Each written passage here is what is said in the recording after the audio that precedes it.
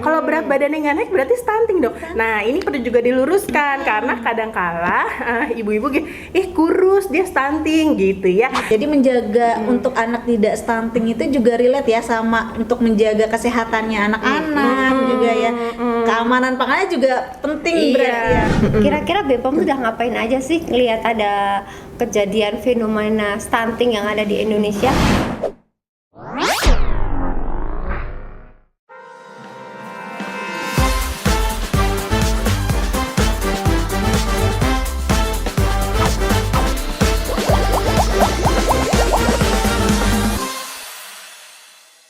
Halo Sobat BPOM, kembali lagi di acara BAP Bincang Asik di Podcast dengan saya Nuning Dan saya Kasih. Senang sekali hari ini kita bisa menemani Sobat BPOM pada episode kali ini.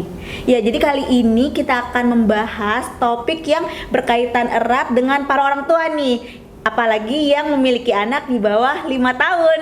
Dengan narasumber kita kali ini yaitu Kak Reni. Yeay. Kak Reni ini adalah lulusan Magister Gizi dari Universitas Indonesia. Wah. Jadi nggak kaleng-kaleng ya. Akhirnya ijazah gizinya dipakai ya. Nah, tadi katanya mau bahas topik yang deket sama Orang tua. Nah, kalau mau ke posyandu nih Bu, Ibu Nuning atau Kakak? Kakak dong. Kakak ya, biar muda. Oke, bunda-bunda juga, saya juga ada anak kecil. Jadi ketika mau ke posyandu biasanya deg-degan gak sih? Kan kita udah ngasih anaknya makanan yang kayak menurut kita kan udah bergizi, ikan, ayam, dikasih stimulasi, tapi kita tetap deg-degan karena biasanya beratnya itu nggak sesuai yang kita harapkan. Nah itu tuh kira-kira itu karena apa sih Bu? Kakak dong. Ya kakak lupa.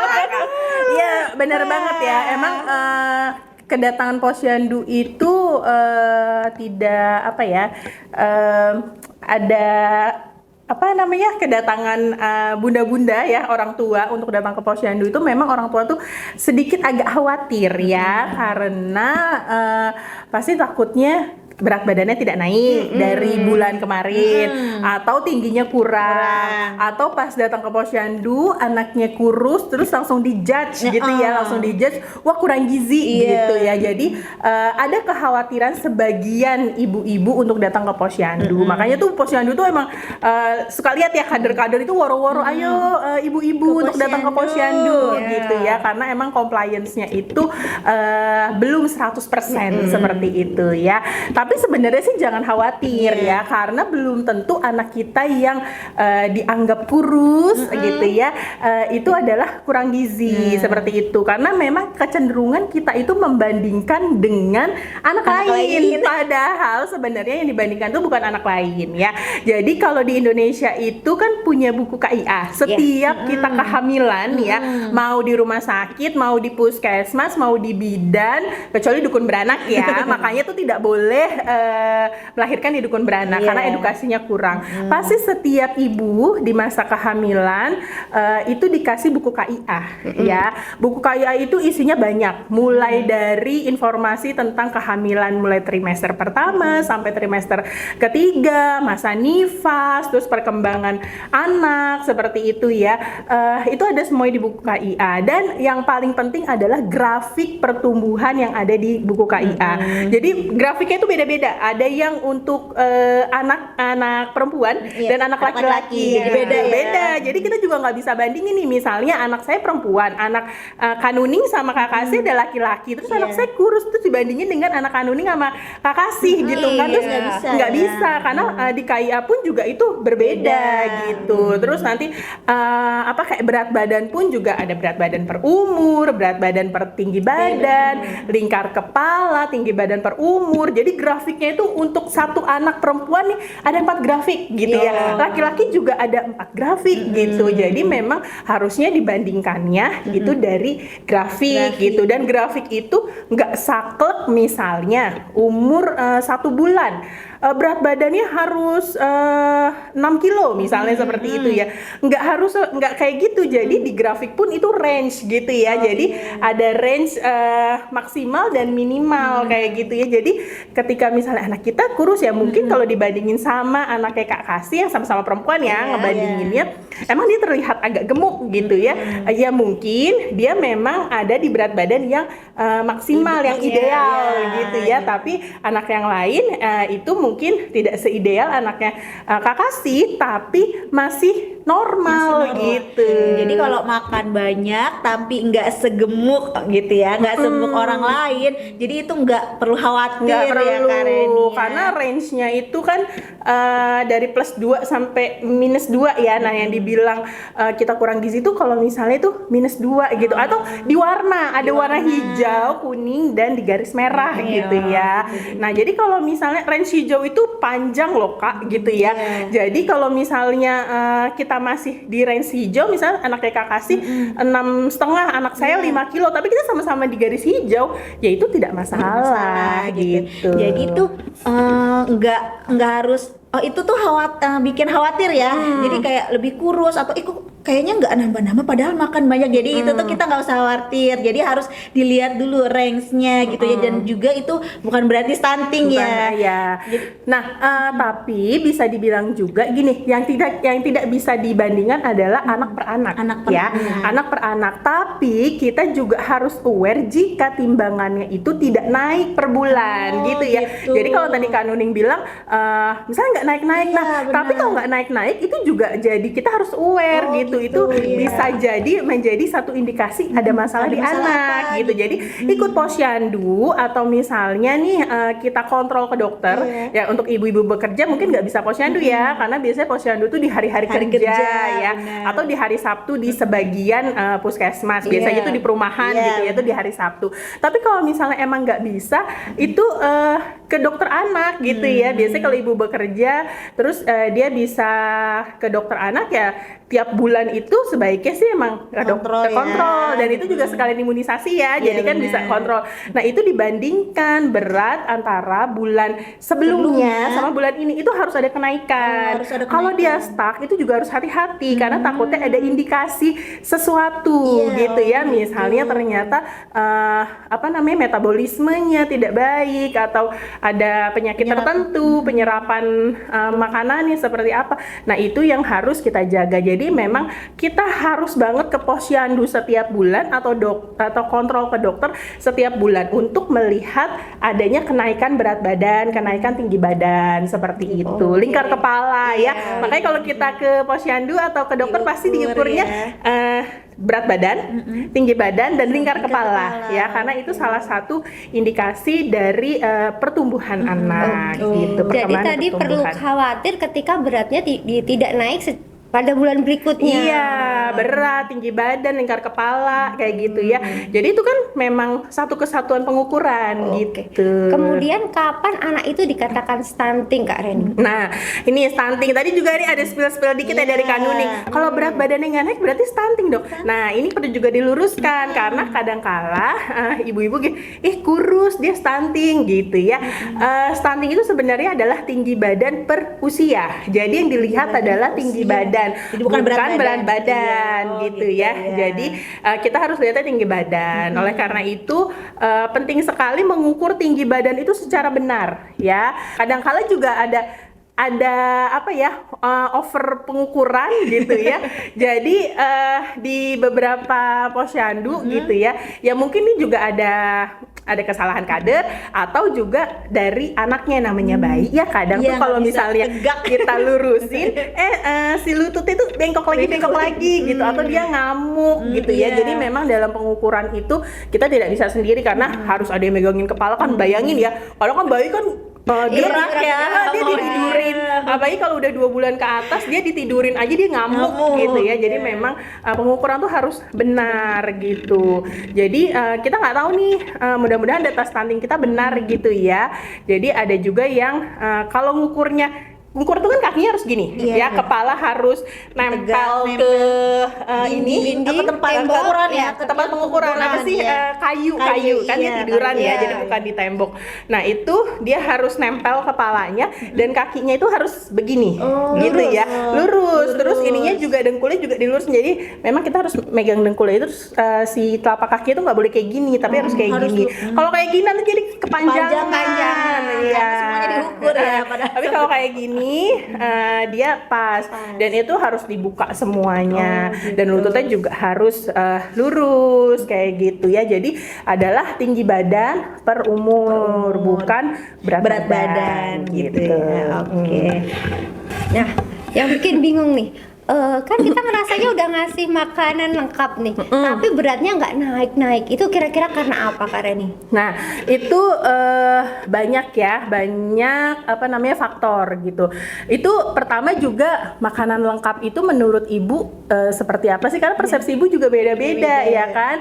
Ada yang ibunya itu malah kayak apa sih? Nasi banyak. Ya, nasi banyak gitu. Banyakin Sekarang juga nasi. bisa kayak MPASI ya, MPASI tuh 5 bintang, berapa bintang kayak gitu ya. Semuanya lemaknya aja bisa banyak tuh. Ada dari keju, ada dari minyak olive oil, apa segala macam gitu ya. Nah, terus ada juga yang menurut ibu satunya ya yang penting nasinya gitu kan, yang iya, penting nasinya, bener. tapi Biar kenyang gitu ya. iya, tapi proteinnya nggak ada Nggak gitu. Jadi kita harus lihat dulu nih kenapa Komposisi sih ya. anak saya udah dikasih makan yang bernutrisi gitu atau makan banyak tapi tetap stunting. Tadi kita harus meluruskan dulu karena ya tetap gizinya itu harus seimbang. Kalau dulu mah 4 sehat 5 sempurna ya, tapi kan sekarang udah Sekarang enggak ya. bukan ya. Karena memang sebenarnya 5 sempurnanya itu udah tidak dipakai gitu ya. Sekarang ada isi piringku, gizi seimbang dan segala macam.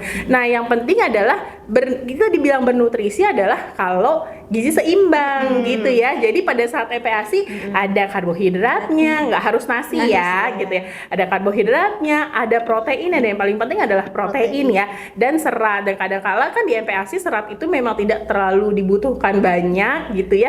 Yang penting adalah proteinnya seperti itu. Nah, jadi harus diluruskan dulu nih Kak Kasih. Dibilang saya sudah ngasih makan banyak, kali makan banyaknya itu tadi nasinya doang gitu. Kali Jadi ya. iya kali kan kayak gitu karena masih banyak loh persepsi ibu-ibu kita makan banyak itu anaknya dijejelin, ayo harus makan, tapi nasi sama kuah doang ya nggak sih? Gitu. Kuah basah, biasanya Kuah kan susah nih makan, iya gitu ya. gitu. Jadi kayak kuah Tapi yang penting karena sebagian besar ibu, enggak sebagian besar ya, maksudnya adalah ibu-ibu yang merasa tenang, ya udahlah yang penting udah makan nasi gitu. Karena kok dia kadang gini, dia cuma makan telur doang, belum makan nasi, padahal kan dia sudah makan protein seperti itu. Tapi memang kalau cuma protein aja memang tidak baik karena pada masa pertumbuhan itu gizi seimbang itu diwajibkan ya. Jadi ada karbohidrat karena mereka kan butuhkan energi kan, energi yang cepat itu dari karbohidrat, terus protein untuk pertumbuhannya, dan mereka juga membutuhkan lemak, nggak kayak kita ya. Nah, jadi nih kayak misalnya di MPASI ada yang kulit ayam gitu ya. Kulit ayam tuh bukannya nggak baik, ya nggak baik bagi ibunya gitu ya, tapi buat anaknya itu kulit ayam sumber lemak yang bagus gitu. Jadi nggak apa-apa ya anak-anak dikasih kulit. Ya, tapi bisa jadi nih tadi nutrisinya udah belum tentu, tadi persepsinya mungkin salah. Terus ada juga kenapa udah dikasih makan bergizi tapi anaknya bisa jadi cenderung stunting. Bisa juga karena ada infeksi yang berulang yang kadang-kala nggak kita sadari gitu ya. Misalnya kayak diare itu kan infeksi, ISPA kita lihat dulu nih, batuk pilek, iya. Misalnya kayak rokok gitu ya, rokok terus anaknya batuk-batuk itu kan sebenarnya infeksi kan. Jadi karena misalnya ada keluarga yang merokok atau lingkungan yang merokok, terus anaknya itu jadi batuk-batuk, tapi menurut kita ya itu biasa aja, padahal ternyata dia tuh ISPA gitu, itu kan infeksi. Nah ketika dia udah makan yang bergizi, misalnya proteinnya itu banyak nih, mencukupi, tapi si proteinnya itu digunakan bukan untuk pertumbuhan, tapi digunakan untuk sistem imunnya dia gitu loh. Jadi yang harusnya si protein itu dipakai untuk pertumbuhan, untuk mengangkat tinggi badannya, tapi si proteinnya malah digunakan untuk sistem imunnya dia untuk proses gitu. penyembuhan dari Iya, sakit karena itu ya. karena tubuh kita itu ya apa namanya, pinter ya, mana yang dibutuhkan dulu itu yang dipakai. Nah ketika dia sakit itu kan urgent banget ya gitu kan, prioritas gitu itu ya. prioritas. Jadi imun itu kan dari protein kan ya Kak Kasih ya. Jadi ketika kita makan protein, jadi si protein itu dipakailah untuk sistem imun, bukan untuk pertumbuhan, bukan untuk perkembangan otak seperti itu. Makanya sebisa mungkin anak di masa pertumbuhan di 1000 hari pertama itu jangan sampai infeksi berulang ya. gitu ya, infeksi berulang seperti itu. Jadi menjaga untuk anak tidak stunting itu juga relate ya sama untuk menjaga kesehatannya anak-anak juga ya. Keamanan pangannya juga penting Iya, berarti ya Kak. Infeksi tadi biasanya sumbernya dari mana Kak? Banyak ya, dari lingkungan. Tadi makanya tuh kan banyaknya kayak itu kalau punya anak kecil jangan ngerokok dong kayak gitu ya. Itu sumber utama ya, sumber utama karena paparan asap rokok ya tentunya untuk anak yang masih berkembang semua organnya gitu ya. Dan kita pun juga sama ya, kita yang sudah sedewasa ini kalau misal terpapar asap rokok terus-menerus kan juga pasti akan infeksi ya. Iya, Kayak ISPA pasti seperti sesek dan segala macam. Itu lingkungan seperti asap rokok, terus kayak apa ya, lingkungan rumah yang tidak bersih ya, hygiene sanitasi tidak terjaga, itu juga termasuk untuk bisa menyebabkan infeksi. Dan makanan sih gitu ya, anak-anak tuh juga kayak kita nih, misalnya MP ASI, mulai dari ASI lah ya. Kenapa sih harus ASI gitu ya? Karena ASI itu kan lebih hygiene ya gitu ya dibanding kalau kita pakai DOT gitu ya. Karena kalau kita pakai DOT mungkin pembersihan yang nggak sesuai, nggak bener, anak bisa jadi infeksi gitu. Jadi memang ASI full selama 6 bulan gitu. Itu juga salah satunya untuk menjaga higienitas gitu ya, untuk makanan pertamanya gitu. Kecuali tadi kalau misalnya ada indikasi kesehatan nih untuk anak-anak umur di bawah 6 bulan, tapi itu juga harus dengan resep dokter, saran dokter, Iya, saran dokter. nggak bisa sembarangan dikasih susu formula seperti itu ya. Itu memang kita harus banget nih bilang ASI yang utama. Ntar tapi ada pertanyaan, kenapa sih harus ASI gitu ya? Ya karena zat gizinya paling lengkap di situ sesuai dengan kebutuhan bayi ya. Jadi ada hal yang menarik di ASI. Jadi misalnya nih ya, anak kita 1 bulan kebutuhan Fe-nya misalnya zat mineral atau gizi yang di 1 bulan itu dipenuhi oleh ASI. Terus nanti anak kita 2 bulan kan zat gizi yang dibutuhkannya juga lebih tinggi ya gitu. Nah nanti ASI kita itu juga menyesuaikan gitu loh. Gitu. Jadi memang jadi ASI itu menyesuaikan dengan kebutuhan gizi anak. Masya Allah sekali. Iya, kayak gitu ya. Itu tidak pernah ada di formula gitu ya. Karena formula kan 0 sampai 6 gitu ya. Jadi kan tergantung itunya ya. Iya, terus kan tapi kan kayak ada ASI itu 1 bulan, 2 bulan, 3 bulan, 4 bulan, 5 bulan, 6 bulan itu berbeda. Kadar ASI zat gizi di ASI kita berbeda. Tapi kalau misalnya di susu formula 0 sampai 6 itu sama gitu ya. Jadi memang ASI itu adalah yang paling penting. Yang kedua adalah dia itu lebih hygiene gitu ya. Apa sih hygiene? Hygiene lebih bersih, apa ya? Iya, Jadi langsung ya. Jadi kan nggak perlu cuci dot yang kemungkinan ada bakteri di situ kayak gitu. Tapi tadi ya untuk anak-anak yang ibunya butuh ibunya mungkin sakit, itu bisa, tapi harus dengan saran dari dokter, atau anaknya ada kendala kesehatan itu juga ada saran dari dokter. Tapi kalau kita sehat ya itu ASI bagus. Terus mulai dari MPASI gitu ya. Jadi infeksi itu tadi infeksi berulang bisa dari lingkungan, bisa juga tadi dari perilaku yang tidak bersih ya. Terus juga misalnya di makanan ya, mulai MPASI itu mulailah banyak tuh nano-nanonya gitu ya. Karena penanganan masaknya yang tidak benar tuh gitu, misalnya kayak pemilihan bahan makanannya, terus cara masaknya, dan yang paling penting adalah cara menyimpan dan menyajikannya. Itu yang paling krusial ya. Mungkin kalau misalnya bahan baku kita bisa mematikan bakteri dari memasak.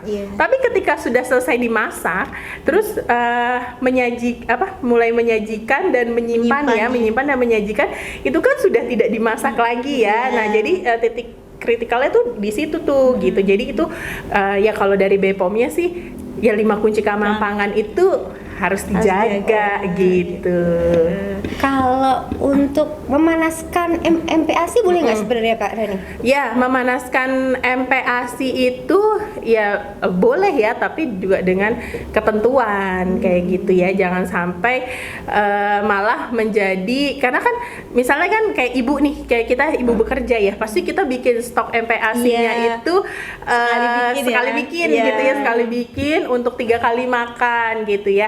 Nah, terus bisa jadi juga penyimpanan pas kita sebelum masukin ke kulkas, bisa jadi itu juga jadi sumber kontaminasi kan. Nah, habis itu udah ada bakteri tuh di situ ya kan, udah ada bakteri karena MPASI itu kan juga nutrisinya tinggi ya. Biasanya tinggi protein. Itu kan bakteri suka banget tuh dengan makanan-makanan seperti itu. Kita simpanlah di kulkas. Nah, bakteri itu kan tidak mati di kulkas, tapi kayak hanya tidur. Jadi disitulah kita boleh loh kita memang memanaskan si MPASI itu, tapi dengan ketentuan-ketentuan seperti itu ya. Jadi habis dipanaskan juga jangan langsung ya kita dinginkan, karena anak kan nggak mungkin panas-panas ya. Tapi juga jangan kelamaan tuh dibuka aja seperti itu nanti timbul lagi bakterinya. Seperti itu. Dari tadi tuh ngomongin sumber protein.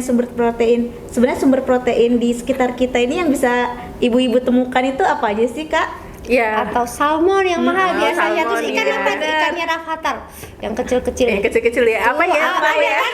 Ikan layang ya sebenarnya. Itu mungkin ikan layang versi mahal. Ya sebenarnya banyak ya protein, makanan yang tinggi protein yang ada di sekitar kita. Telur itu masih menjadi protein yang murah, tapi dia tokcer ya. Itu jadi kalau misalnya ini kita benar-benar nggak punya uang gitu ya, mungkin yang satu-satu yang murah itu telur. Jadi nggak apa-apa loh. Dan itu jangan dihujat ya, kayak misalnya anaknya tuh maunya makan telur, iya nggak apa-apa gitu ya. Berarti nggak apa-apa ya? Nggak apa-apa, karena tinggi protein seperti itu ya. Telur rebus ya itu bagus. Kalau misalnya telur ceplok ya nggak apa-apa sih gitu ya. Minyaknya juga kan kalau terceplok nggak terlalu banyak, banyak ya. Asal minyaknya jangan bekas-bekas yang lain-lain. Minyaknya yang baru ya. Habis itu apalagi ya, ayam ya, daging. Boleh, terus ikan kembung, ikan lele. Nggak harus salmon nggak harus karena tuh kadang-kala karena emang MPASI itu identik dengan salmon nggak sih? Iya kan? Kayak kita waktu pas kita baru punya anak tuh semula MPASI pasti yang dipikirin ibu-ibu ya, misalnya ibu-ibu bekerja yang memiliki uang sedikit lebih gitu ya, pasti pemikirannya adalah kita udah mau MPASI stok salmon deh, pasti kayak gitu ya. Nggak tahu kenapa gitu ya, tapi ternyata nggak harus salmon gitu ya, karena salmon itu juga nggak ada loh di perairan Indonesia. Jadi pasti dia impor ya. Maksudnya dia impor, terus penanganannya itu udah lebih panjang gitu loh, karena dia harus didistribusikan, terus pembekuan dan lain-lain ya. Belum tentu nih misalnya pembekuan, ternyata dia udah sempet towing, udah sempet nggak beku lagi gitu, terus nanti dia beku berulang kayak gitu kan, itu protein tidak boleh ya. Jadi kayak misalnya kita daging nih udah kita masuk freezer, terus kita towing, kita keluarkan dari freezer, udah lembek gitu ya, udah nggak beku lagi. Terus nggak jadi masak, kita masukin lagi. Nah itu nggak boleh. itu nggak boleh. Itu nggak boleh. Itu malah menambah bakteri di situ gitu ya. Nah kemungkinan salmon juga bisa gitu ya, karena dia tidak ada di perairan Indonesia. Jadi kemungkinan distribusinya ya pasti beku, dalam keadaan beku, terus masuk ke sarana retail atau distributor kayak gitu, yang kita tidak tahu penanganannya itu baik atau enggak. Tapi kalau misalnya ikan-ikan khas Indonesia atau protein-protein khas Indonesia nih, kayak kita beli lele, itu kan biasa lele hidup ya. Kita beli lele hidup yang masih gerak-gerak kayak gitu, terus kita fillet, kita kasih untuk MPASI anak kita gitu. Jadi lebih kita tahu gitu loh proses distribusinya itu seperti apa gitu. Ikan kembung ya mungkin sekarang udah banyak pembahasan ya, ternyata ikan kembung itu lebih baik ya dibanding ikan salmon gitu ya, proteinnya lebih tinggi. Jadi kita bisa loh pakai ikan kembung gitu. Dan kayak pemberian makanan yang bervariasi juga ya pada saat MPASI itu juga nanti tuh bisa ngaruh loh pada saat dia dewasa nanti gitu loh ya. Jadi kalau misalnya kita udah ngenalin dia beraneka ragam makanan, misalnya kayak kembung, lele, ikan, ayam, daging, dia mungkin jarang GTM atau picky eater gitu loh, picky eater. Gampang makannya. Ketimbang kalau misalnya kita udah telur, walaupun telur bagus bisa tapi telur terus, ya kemungkinan dia tahu atau mengingatnya itu telur gitu ya. Jadi memang harus divariasikan.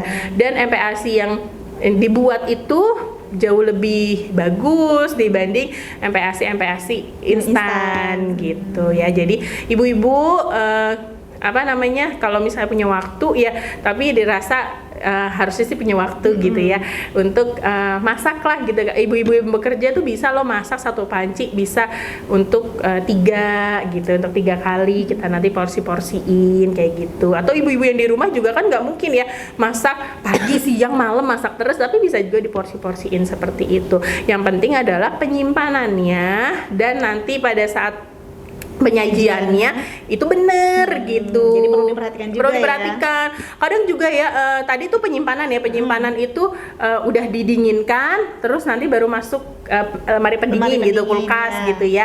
Terus nanti mau disajikan lagi, misalnya dikukus lagi seperti itu. Tapi ada juga nih penyajiannya tuh anak itu keliling sampai berjam-jam itu kan, tapi keadaan mangkok itu kebuka. Nah itu tuh bisa jadi infeksi juga. Padahal jalan-jalannya di komplek. Iya kan, kita nggak apa-apa di komplek, tapi kan ada mobil ya. Terus lingkungan sekitar oke lah nggak ada mobil gitu ya, misalnya jalan-jalan di hutan gitu nggak ada mobil, tapi kan terbuka dan lingkungan kita kan juga nggak bersih ya gitu, pasti ada bakteri. Nah itu nanti masuklah bakteri itu bisa jadi infeksi. Kadang-kadang yang menjadi infeksi itu ya karena kitanya juga gitu. Jadi kita orang tua tuh harus aware ya, tadi lingkungannya harus bersih, hindari rokok ya, please banget itu tuh jangan egois lah gitu ya. Masa anak kita masih bayi kadang-kala tuh sambil ngedorong stroller orang tuanya masih ngerokok kayak gitu, itu kan bisa jadi ispa ya. Terus tambah lagi keamanan pangan ya, misalnya dia diare. Nah diare itu loh kadang-kala kita tuh oke lah kalau ispa kita langsung ke dokter gitu ya, tapi kadang kalau diare itu enggak loh ya, kayak mencret mau bisa apa gitu ya, mau pinter misalnya kayak gitu, padahal itu diare dan itu infeksi loh, itu tidak boleh seperti itu. Kak Reni, dari tadi kan kita ngomongin MPASI ya. Apakah memang stunting ini baru dicegah ketika anak baru MPASI? Enggak, karena stunting itu proses yang panjang. Jadi dimulai dari 1000 hari pertama 1000 hari pertama kehidupan HPK ya. Jadi dimulai dari janin ya, gitu, dari mulai janin. Jadi memang supaya anak kita tidak stunting itu bukan dimulai dari anaknya lahir misalnya dikasih ASI atau dikasih MPASI, itu nggak dimulai dari situ, tapi itu salah satu untuk mencegah salah satu untuk mencegah tidak stunting. Tapi karena prosesnya panjang, jadi kita emang harus memulainya itu dari masa sebelum kehamilan seperti itu ya. Dari Jadi persiapan. Jadi perempuan dan laki-laki ya. Jadi ini kadang-kala memang lebih kayak perempuan nih kayak gitu ya, ini tugasnya perempuan nih gitu. Padahal tadi ya laki-laki juga bertugas seperti tidak merokok kayak gitu ya. Tidak merokok itu juga mencegah anaknya tidak stunting. Misalnya istrinya hamil, habis itu suaminya merokok, istrinya sakit kan gitu ya, istrinya jadi sakit nih tadi. ISPA itu kan bukan cuman anak gitu ya, kita yang dewasa ini pun juga bisa kena ISPA gitu. Jadi si istrinya sakit gara-gara rokok suaminya gitu pada saat masa kehamilan, yang harusnya yang dia makan itu untuk berdua gitu ya. Jadi sama sistemnya kayak yang tadi dijelasin.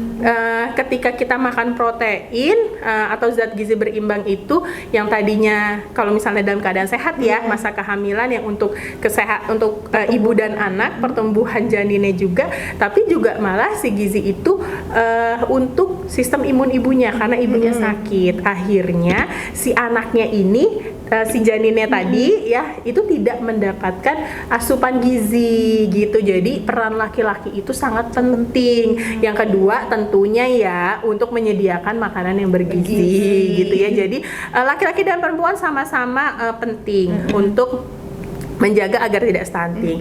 Tapi yang perempuan, yang ibunya gitu ya, ibu dan calon ibu dari masa remaja nih. Kita mulai dari masa remaja deh gitu ya, dari masa remaja karena kenapa dari masa remaja? Karena masa remaja sekarang itu udah berbeda dengan tahun-tahun yang dulu gitu ya. Anak-anak remaja sekarang lebih seneng diet gitu ya. Jadi terus makannya juga makan-makan yang apa ya, kayak kalau itu viral ya, yang viral. Terus lebih banyak snacking ya, snacking daripada makan bergizi gitu. Padahal kalau misalnya kita makan benar-benar makan berat ya, kita nyebutnya makan berat. Itu ada nasi, kita kan nggak mungkin cuma makan nasi doang. Ya kan, pasti nasi sama lauk lah gitu ya, minimal walaupun misalnya nggak suka sayur gitu kan, jadi minimal makan nasi pakai lauk. Tapi kalau kita cuman snacking ya, itu cuman karbo doang gitu. Misalnya kita makan makaroni, emang kita makan makaroni pakai ayam? Kan enggak gitu ya. Jadi remaja-remaja sekarang itu lebih senang seperti itu gitu. Dan itu tidak, zat gizinya jadi nggak seimbang kan gitu. Jadi nanti mengganggu metabolisme karena sel-sel kita kan membutuhkannya bukan cuma kalori kan, tapi sel-sel kita juga membutuhkan protein, lemak, terus vitamin dan mineral seperti itu kan ya. Tentunya nanti akan pertumbuhan dan perkembangan organ-organ kita seperti itu juga akan terganggu gitu. Jadi di masa remaja memang bukan baiknya ya, haruslunya itu mulai dijaga makanannya gitu. Kalau misalnya remaja diberikan vitamin-vitamin dari luar makanan itu boleh nggak sih? Ya boleh ya. Kayak sekarang nih tablet tambah darah gitu ya, tablet tambah darah itu kan isinya Fe ya, gitu ya, zat besi. Kenapa sih harus ada tablet tambah darah? Karena tadi remaja kita itu sukanya makan snack gitu ya, yang cuman karbohidrat. Vitamin dan mineralnya itu tidak ada nih. Fe kan salah satu mineral ya, mineral yang dibutuhkan oleh tubuh, dan itu kalau untuk perempuan itu sangat penting ya, karena zat besi itu nanti untuk hemoglobin segala macam, dan itu persiapan kita untuk hamil kan. Memang biasanya kan kalau kita hamil kan HB-nya diukur segala macam gitu ya. Nah, karena dia itu tidak sekarang remaja kita itu tidak makan makanan yang bergizi gitu ya, jadi pasti kekurangan Fe. Nah, salah satu upaya yang dilakukan pemerintah adalah pemberian tablet tambah darah gitu untuk anak SMA, dan bahkan sekarang untuk SMP loh.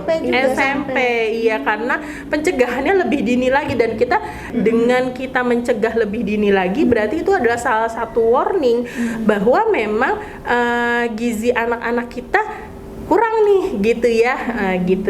Jadi kalau dulu mungkin Fe itu untuk kita tahu kita hamil, ya kita ya. tahu kita hamil kita dikasih FE. FE. Tapi trimester pertama juga belum dikasih FE ya, karena FE itu kan bikin mual. Iya. Jadi biasanya tuh kalau udah trimester 2 atau trimester 3 gitu ya.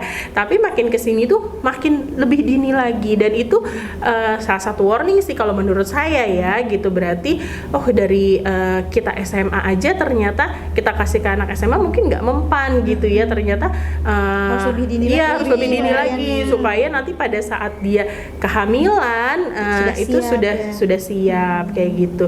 Jadi memang makanan itu benar-benar harus dijaga, dan itu harus pola seimbang ya kayak gitu. Jadi Panjang banget ya prosesnya. prosesnya panjang banget. Terus barulah nanti masa kehamilan ya kan, masa kehamilan. Habis itu setelah lahir tadi yang ASI itu wajib ya. Karena ya tadi kan, kenapa ASI wajib tadi, karena zat gizi yang dibutuhkan anak untuk tumbuh itu setiap bulan bahkan per hari itu beda loh gitu ya gitu. Terus nanti mulai lagi EPASI gitu, mulai lagi EPASI, dan pas 2 tahun nih, 1000 hari pertama kehidupan itu mentoknya di 2 tahun gitu. Terus nanti 2 tahun kayak gimana gitu ya.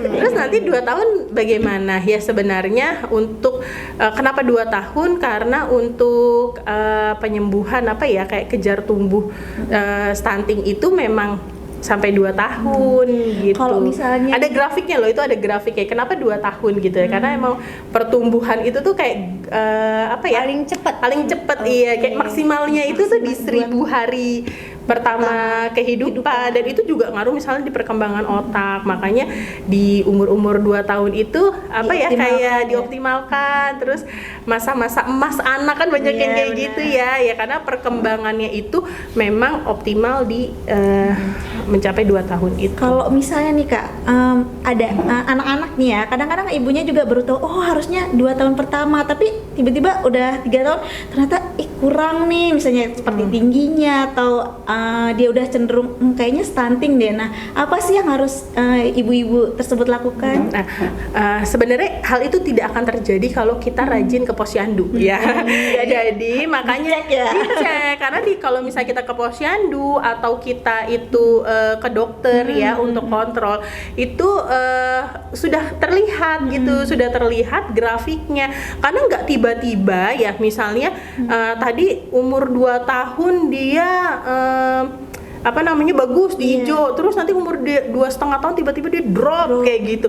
Itu kan tidak tiba-tiba gitu ya. Jadi pasti tuh dia dari naik, terus kalau dia udah mulai turun tuh turun kayak gitu loh. Prosesnya nggak langsung ya, nggak bulan 2 bulan gitu ya. Jadi memang mungkin nanti datar turun. Iya. Jadi kita masih punya waktu untuk mencegahnya. Kalau Jadi kita rajin ke posyandu, terus kita plotkan. Nah, kadang-kala kita ke posyandu sama ke dokter ya udah cuman Bu ukur tinggi badan sama timbang dulu, tapi kita tidak melihat itu loh grafik di buku KIA. Kalau misalnya kadernya itu tidak ngeplotin nih, mungkin karena banyak banget ya anaknya di situ, jadi nggak sempat diplotin gitu, atau misalnya di rumah sakit susternya nggak sempat ngeplotin, kita catet nih, harusnya kita catet. Jadi bulan anak kita lahir di bulan apa, terus setiap bulan kan kita nimbang tuh, nimbang sama tinggi.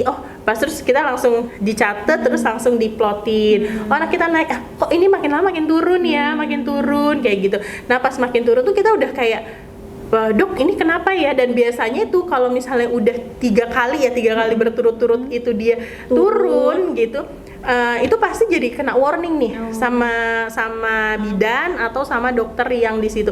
Bu ini udah 3 bulan nggak naik. Kalau turun itu tuh nggak ada kenaikan loh gitu. Turun itu karena biasanya dia stuck. Karena misalnya nih umur 6 bulan dia di mana 7 bulan. Jadi kan grafik itu kan selalu naik. Nah ketika dia turun berarti berat badannya stuck kayak gitu atau turun gitu. Tingginya juga nggak naik-naik. Dan biasanya di bulan pertama tuh misalnya dia nggak naik lah, tadi kayak stuck gitu, terus dibilang Bu ini nggak naik loh berat badannya gitu ya, terus coba Bu di ini lagi, atau tinggi badannya ini nggak naik nih Bu, coba Bu dikasih makanan lagi gitu. Terus nanti di bulan kedua Bu ini masih nggak naik, bulan ketiga ibu ini udah benar-benar warning deh gitu. Kenapa? Walaupun misalnya dia masih di kurva hijau atau kuning gitu, belum garis merah nih, belum stunting ya. tapi kalau misalnya sudah turun itu biasanya tenaga kesehatan udah warning ibunya gitu. Jadi kalau misalnya baru tahu di umur 3 tahun, oh berarti dia nggak pernah ke posyandu, atau dia nggak pernah ngecek, ngeplotin, iya, jadi kayak rima-rima gitu. aja, Iya. ya. Jadi memang ya kita harus sebagai orang tua bukan cuman nimbang, bukan cuman datang ke posyandu, Tapi bukan harus cuman tahu ini, ya. tapi harus tahu ilmunya gitu ya. Buat apa misalnya datang ke posyandu tapi nggak tahu ilmunya kayak gitu. Sama lah kayak kita vaksin ya.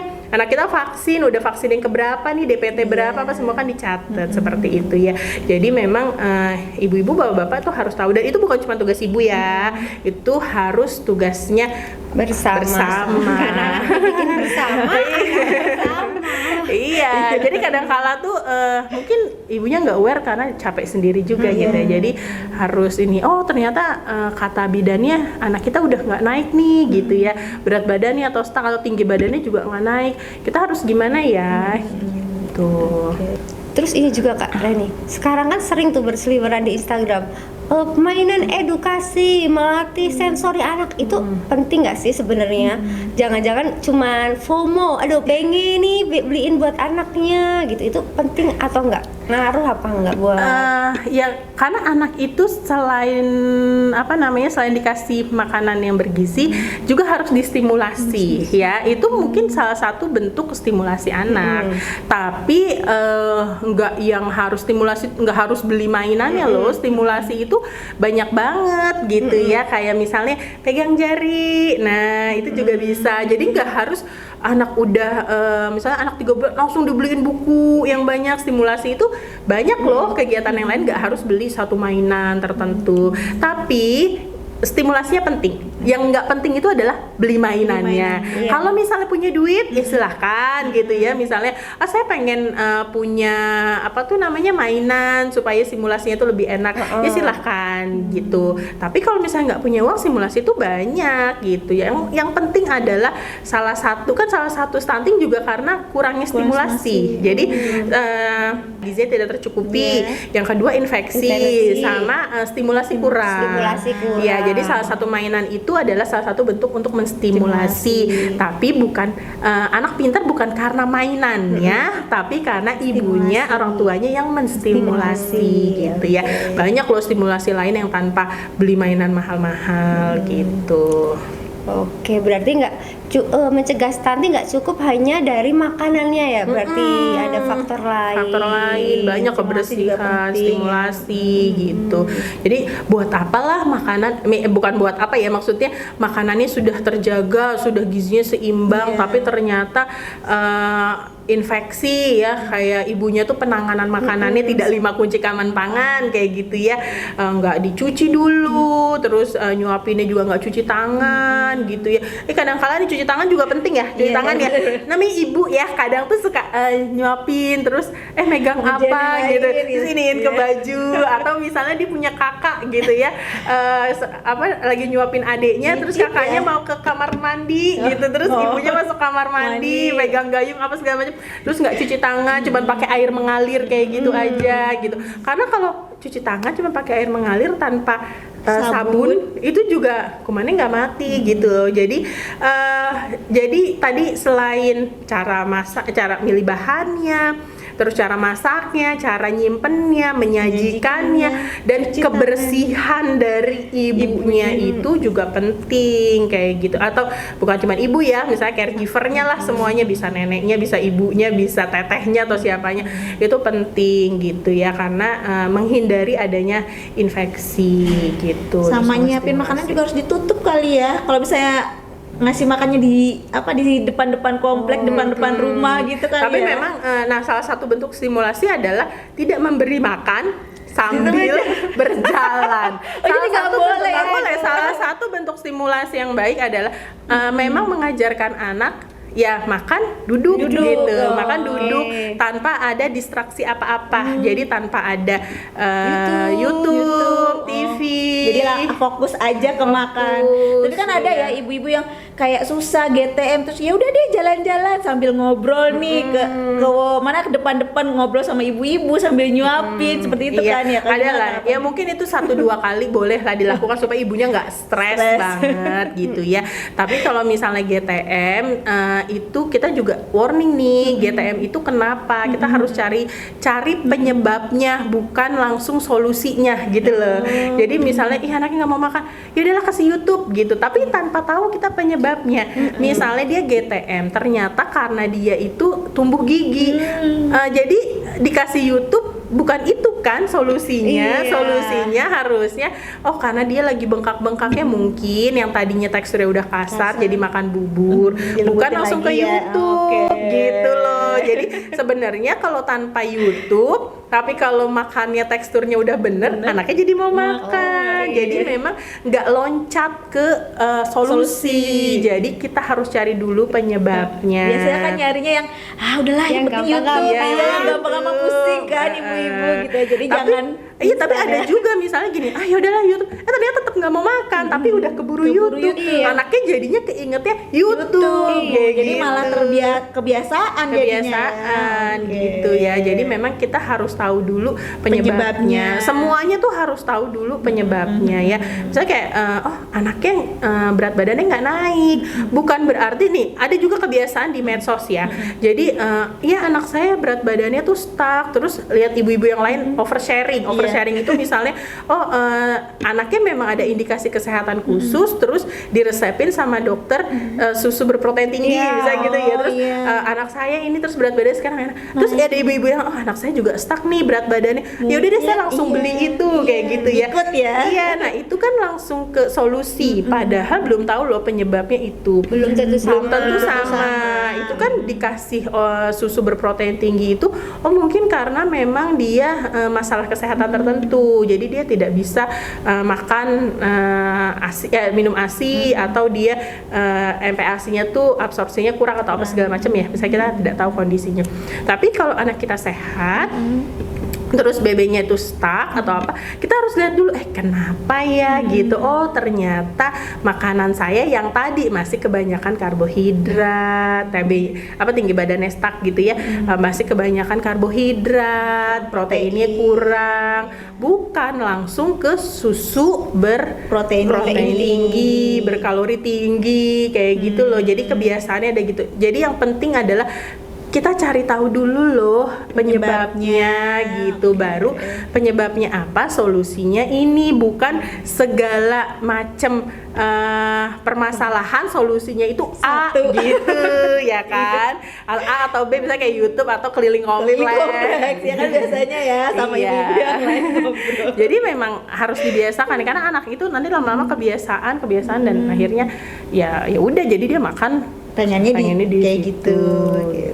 Tapi sebenarnya dari tadi kan kita ngomongin stunting ya, tapi kalau nggak dicegah, terus itu sebenarnya dampaknya apa sih kalau nanti anak stunting, Kak Reni? Nah, jadi stunting itu ternyata bukan cuman pendek ya gitu ya, bukan cuman pendek. Ini stunting itu juga pendeknya bukan karena gen ya. Kadang-kala kan suka gitu, itu pendek, tapi ya karena bapaknya juga pendek, misalnya kayak gitu ya. Ya kali bapaknya juga stunting gitu ya, atau ya kali ibunya juga stunting. Karena memang biasanya ada orang tua yang stunting memang ada berpotensi melahirkan anak stunting juga seperti itu ya, karena tinggi badan itu kan dia pertumbuhan gitu ya, terus nanti jadi berpengaruh ke otak gitu. Jadi perkembangan otaknya pun juga karena dia kekurangan protein nih. Otak tuh juga berkembang kekurangan protein kan. Jadi ketika dia kekurangan protein, terus tinggi badannya nggak naik karena dia kurangnya protein, dan otak juga butuh protein juga. Jadi proteinnya nggak cukup untuk tinggi badan dan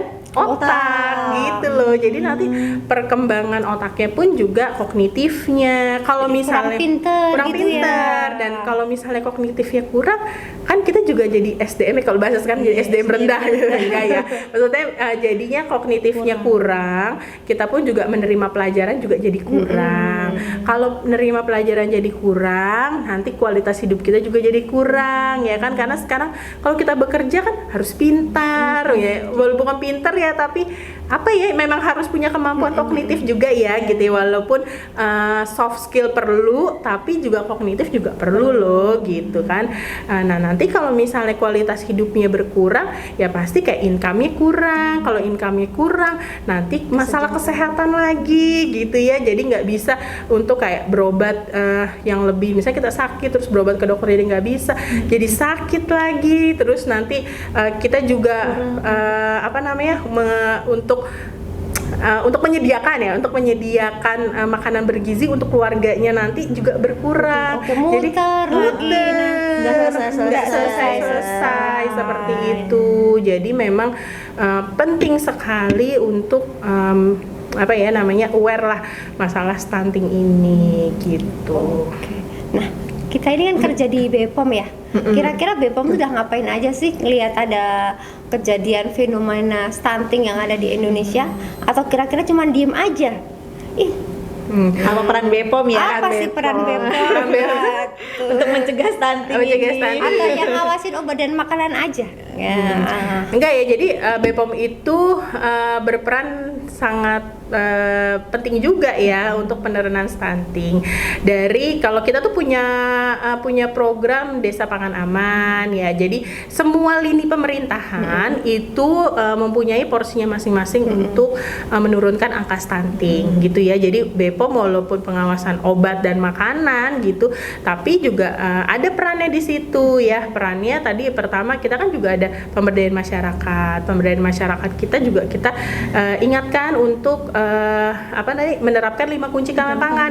Itu perannya BPOM loh, untuk 5 kunci keamanan pangan ya, yang untuk mengolah makanan dengan baik, mulai dari memilih, mengolah, menyajikan, menyimpan, itu perannya BPOM tuh 5 kunci keamanan pangan. Kita gaungkan untuk ibu-ibu, mulai dong 5 kunci keamanan pangan seperti itu. Habis itu kita juga kita kan pengawasan pangan olahan ya, dan mungkin juga udah sebagian mendengar bahwa UPF itu yang kita awasi, ultra processed food, adalah salah satu bagian dari salah satu penyebab stunting ya. Ya tadi yang snacking itu loh gitu ya, yang snacking itu kan UPF ya kan, ya itu jadi bukan karena UPF tapi karena si UPF itu memang zat gizinya tidak selengkap dari makanan berat tadi kita itu. Nah, jadi peran BPOM sebagai pengawas pangan olahan, tentunya kita kita punya peraturan tentang informasi nilai gizi ya. Dengan informasi nilai gizi itu jadi masyarakat tahu, oh makanan ini gizinya itu gak banyak loh gitu ya. Oh ternyata proteinnya gak ada. Oh ternyata gulanya ini yang banyak. Ternyata garamnya ini banyak. Tapi proteinnya tuh gak ada kayak gitu ya. Dan kita kan juga selalu KIE ya. Dan, kita selalu sosialisasi dengan pentingnya untuk membaca informasi nilai gizi. Dan informasi nilai gizi itu sekarang sudah wajib ya untuk pangan olahan skala yang diproduksi skala industri. Aduh, ada minum nggak ini? Perlu minum. Semangat soalnya. Semangat ya. Terus kita juga ada fortifikasi, pengawasan fortifikasi. Ya walaupun sebenarnya fortifikasi itu dalam proses penambahan pada saat pengolahan, terus distribusi di retail itu pasti ada penurunannya gitu ya. Tapi sebisa mungkin untuk menjamin bahwa masyarakat juga mendapatkan zat gizi krusial ya, yang tidak bisa yang harus ditambahkan dengan fortifikasi itu bisa didapatkan seperti itu. Jadi kita juga mengawasi makanan fortifikasi. Jadi memang penting sekali untuk aware lah masalah stunting ini gitu. Nah, kita ini kan kerja di BPOM ya. Kira-kira BPOM tuh udah ngapain aja sih ngelihat ada kejadian fenomena stunting yang ada di Indonesia, atau kira-kira cuma diem aja? Sama peran BPOM ya. Apa sih peran BPOM? Untuk mencegah stunting ini. Atau yang ngawasin obat dan makanan aja? Ya. Enggak ya, jadi BPOM itu berperan sangat penting juga ya untuk penurunan stunting. Kalau kita tuh punya program Desa Pangan Aman ya. Jadi semua lini pemerintahan itu mempunyai porsinya masing-masing untuk menurunkan angka stunting gitu ya. Jadi BPOM walaupun pengawasan obat dan makanan gitu, tapi juga ada perannya di situ ya. Perannya tadi pertama kita kan juga ada pemberdayaan masyarakat. Pemberdayaan masyarakat kita juga kita ingatkan untuk menerapkan 5 kunci keamanan pangan. Itu perannya BPOM loh untuk 5 kunci keamanan pangan ya. Mulai dari memilih, mengolah, menyajikan, menyimpan itu perannya BPOM untuk 5 kunci keamanan pangan. Kita gaungkan untuk ibu-ibu, mulai dong 5 kunci keamanan pangan seperti itu. Habis itu kita juga pengawasan pangan olahan ya. Dan mungkin juga udah sebagian mendengar bahwa UPF itu yang kita awasi, ultra processed food, adalah salah satu penyebab stunting ya. Ya tadi yang snacking itu loh gitu ya, yang snacking itu kan UPF ya kan. Ya itu jadi bukan karena UPF, tapi karena si UPF itu memang zat gizinya tidak selengkap dari makanan berat tadi kita itu. Nah, jadi peran BPOM sebagai pengawas pangan olahan, tentunya kita kita punya peraturan tentang informasi nilai gizi ya. Dengan informasi nilai gizi itu jadi masyarakat tahu, oh makanan ini gizinya itu gak banyak loh gitu ya. Oh ternyata proteinnya gak ada. Oh ternyata gulanya ini yang banyak. Ternyata garamnya ini banyak. Tapi proteinnya tuh gak ada kayak gitu ya. Dan kita kan juga selalu KIE ya. Dan, kita selalu sosialisasi dengan pentingnya untuk membaca informasi nilai gizi. Dan informasi nilai gizi itu sekarang sudah wajib ya untuk pangan olahan skala yang diproduksi skala industri. Aduh, ada minum nggak ini? Minum Semangat soalnya. Semangat ya. Terus kita juga ada fortifikasi, pengawasan fortifikasi. Ya walaupun sebenarnya fortifikasi itu dalam proses penambahan pada saat pengolahan, terus distribusi di retail itu pasti ada penurunannya gitu ya.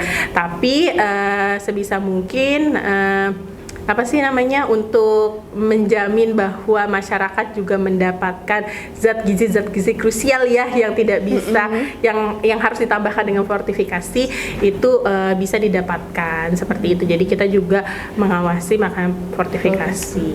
Jadi peran BPOM itu sangat penting sekali ya, terutama sih kalau menurut saya itu yang tadi ultra processed food gitu ya. Jadi memang kita boleh loh gitu, bukan nggak boleh loh kayak oh jadi ultra processed food itu haram dong kayak gitu ya. Enggak sih, enggak haram gitu ya. Kan ada juga ya masyarakat yang benar-benar strict banget nggak boleh gitu ngasih anaknya gitu. Yang penting adalah kita tahu yang kita kasih ke anak kita itu apa. Jadi BPOM itu ya menjaga banget nih kayak persyaratan label ya. Mungkin di sini bunda-bunda belum pada tahu nih, orang tua belum pada tahu kalau misalnya BPOM itu juga ada peraturan untuk anak untuk ibu hamil, ibu menyusui, anak di bawah 5 tahun itu ada loh makanan yang dilarang untuk kelompok tersebut ya. Jadi dan itu wajib dicantumkan di label. Itu salah satu bentuk kasih sayang BPOM, kasih sayang pemerintah ya. Itu salah satu bentuk dukungan BPOM untuk penurunan angka stunting gitu kan, karena ya itu ternyata mengganggu proses karena dia ada pemanis buatan kan ya. Jadi untuk perkembangan anak juga tidak baik gitu. Jadi ada di situ. Nah, jadi ya untuk menjamin bahwa apa yang dimakan oleh masyarakat, terutama untuk kelompok-kelompok tertentu yang sangat rentan, yang perkembangan dan pertumbuhannya itu dijaga untuk tidak stunting, ya BPOM berperan di situ gitu. Jadi boleh nggak sih makan ultra processed? Ya sesuai dengan kadarnya, nggak boleh kebanyakan gitu. Kita harus lihat informasi nilai gizi di situ. Jangan sampai sama informasi-informasi yang lainnya ya, kayak tadi jangan sampai anak kita yang umur 1 tahun gitu ya ternyata dikasih susu, misalnya susu kental manis, padahal di susu kental manis itu ada tulisan tidak boleh untuk anak di bawah 1 tahun, seperti itu. Nah, itu adalah salah satu bentuk tugas dan fungsinya BPOM dalam menurunkan angka stunting ya di Indonesia. Dan setiap lembaga, kementerian dan lembaga punya tugas dan fungsinya masing-masing. Jadi ternyata itu ya peran BPOM ya, banyak Ada banget ya. ya. Adalah kunci keamanan pangan ya. Kadang-kadang tuh orang ngomongin keamanan pangan itu apa sih gitu ya? Apa sih manfaatnya? manfaatnya? Kita menjaga keamanan pangan kita, berarti ternyata itu ya. Ya, salah BPOM satunya. itu menjaga supaya tidak ada infeksi, ya. Tidak ada gitu. infeksi. Jadi mencegah stunting itu salah satunya itu adalah mencegah apa? Memberikan gizi seimbang, mencegah infeksi berulang dan kemudian stimulasi gitu ya. Dan pencegahannya dimulai dari sebelum masa kehamilan gitu ya, selambat-lambatnya mungkin pada saat kehamilan ya, tapi sebaiknya adalah dari seluruh proses kehidupan lah ya gitu ya, dari remaja ya, mulai dari tadi anaknya lahir dikasih ASI, MPASI yang terbaik, anaknya SD jangan kebanyakan jajan gula-gula gitu, karena kalau udah makan tadi informasi nilai gizi itu penting ya, karena kalau anak kita banyak makan gula misalnya gitu, dia tuh jadi nggak mau makan itu loh, ya nggak sih, yang makanan yang berat yang kayak makan utama udah nggak mau karena kalorinya kan tinggi gitu, terus katanya tuh kenyang gitu, dan apa sih namanya, terus makanan gurih-gurih itu lebih enak di mulut gitu ya, lebih enak di mulut, jadinya dia udah tidak terbiasa lah dengan makanan yang tadi gizi seimbang itu. Terus mulai dari remaja juga ini udah mulai nano nih makannya ya, karena segala macam, karena orang tuanya juga udah mulai kontrolnya udah mulai turun gitu di masa SMP, apalagi di masa SMA ya, dari anaknya pun juga sudah ada pergolakan batin gitu ya, jadi kalau orang tuanya bilang A, dia bisa sebisa mungkin B gitu ya, jadi itu juga harus dijaga. Dan masa kehamilan, jadi seluruh siklus hidup sih sebenarnya untuk mencegah stunting ini gitu. nggak kerasa ini udah sejam. Udah banyak ya informasi yang kita peroleh dari narasumber kita, Kakak Reni Permatasari ya. Ya, terima kasih Terima kita kasih, ucapkan Kak untuk Reni. Kak Reni Permatasari, Magister Gizi. Iya, udah lama nggak denger itu. Dari mana? Udah lama tak mendengarnya. Ya, terima kasih, semoga diskusi hari ini tuh menjawab keresahan ayah bunda di rumah Dan bermanfaat ya bagi kita semua dalam mencegah stunting di Indonesia ini ya. Dan mohon maaf juga nih kalau misalnya ada kata-kata saya yang kurang pas ya. Kadang-kala kan misalnya ya ilmu saya ya mungkin mandet di situ, tapi ternyata perkembangan gizi itu juga udah luas banget. Jadi mungkin kata ahli gizi apaan nih kurang gitu ya, enggak ya. Mudah-mudahan jika misalnya ada salah mohon dimaafkan, nanti boleh diluruskan ya kakak-kakak ahli gizi lainnya jika misalnya ada pernyataan saya yang salah. Seperti itu, agak khawatir soalnya. Baik, kita sudahi BAP kali ini. Terima kasih untuk para penonton dan ibu-ibu dan kakak-kakak semua yang sudah menonton acara BAP ini. Sampai jumpa lagi di BAP selanjutnya dengan tema yang juga tidak kalah menariknya. Oke, dah.